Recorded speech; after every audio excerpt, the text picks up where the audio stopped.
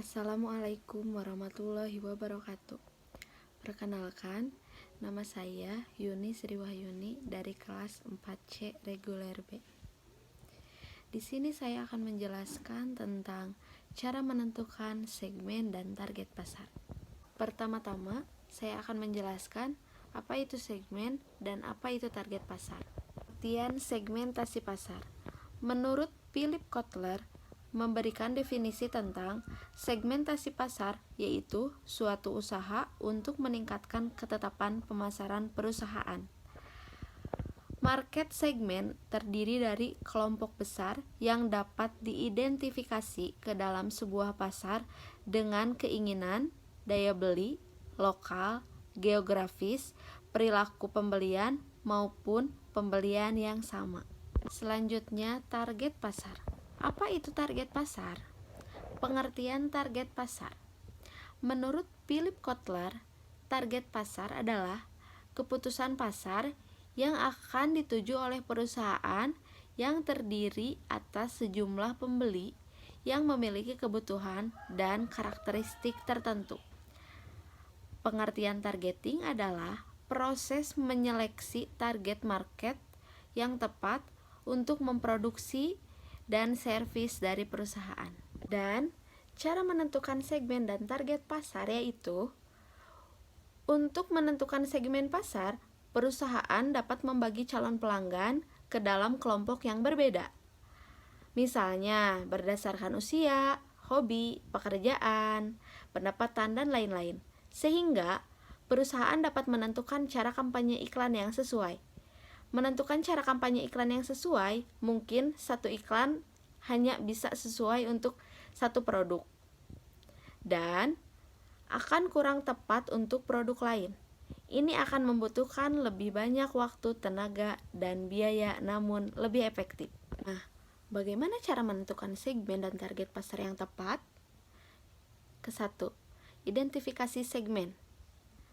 Ada 3 metode utama yang melakukan segmentasi pasar, yaitu segmentasi berdasarkan deskripsi usia, jenis kelamin, pendapatan, jumlah keluarga.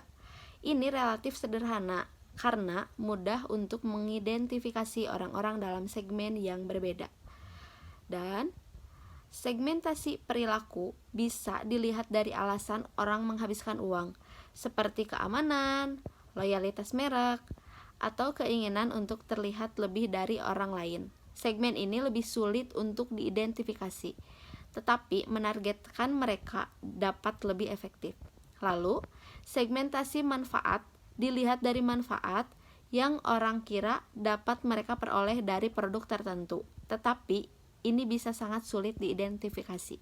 Banyak perusahaan menggabungkan ketiga pendekatan tersebut, namun ada juga yang fokus pada waktu, menargetkan penjualan ke hari libur atau acara khusus, geografi, di mana pelanggan tinggal, atau saluran distribusi, misalnya merek berbeda untuk target pasar yang berbeda. Yang kedua, siapa yang menjadi target?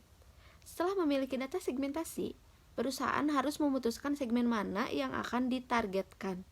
Lebih spesifik lebih baik. Memilih segmen yang tepat memungkinkan perusahaan menyesuaikan iklan yang tepat. 3. Menyiapkan biaya tambahan.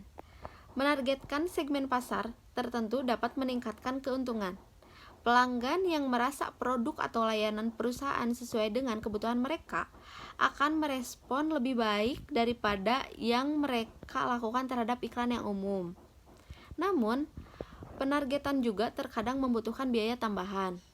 Di luar membayar untuk riset pasar, jika perusahaan menargetkan lebih dari satu segmen pasar, perusahaan harus membayar untuk beberapa iklan yang dirancang untuk segmen yang berbeda.